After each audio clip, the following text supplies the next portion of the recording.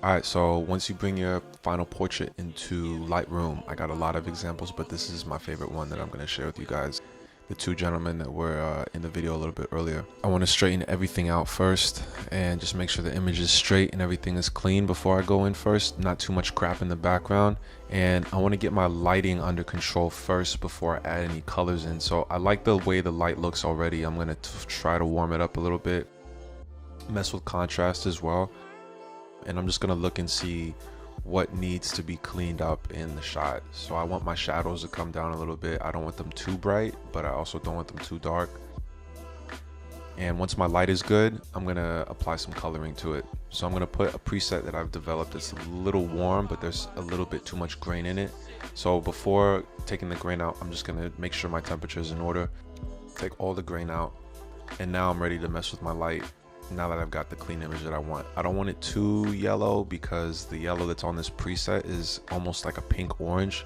So I've got to change my hues. So that means my orange and my yellow, I got to figure out what temperature looks responsible for the image. You don't want it looking inappropriate for the shot. Skin tones usually come out as orange, so I'm going to mess with those first.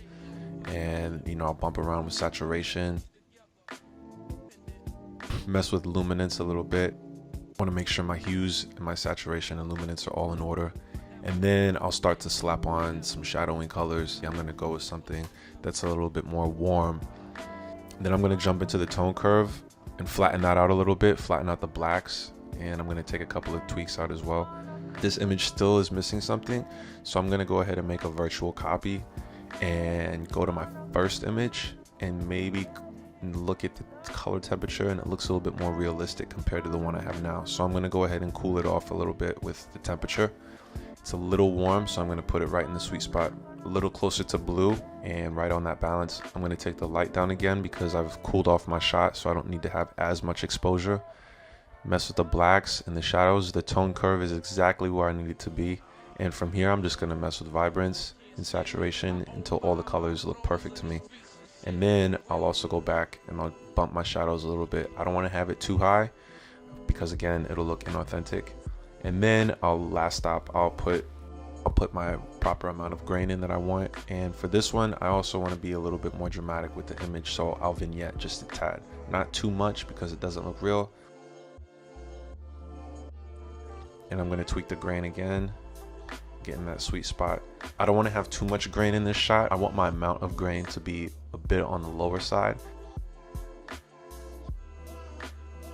I still don't like the way the oranges and yellows look, so I'm going to mess with the saturation back there a little bit. Those trees that are out in the back, I don't like the way they look, so I'm just going to mess with those just a tad and get into that sweet spot.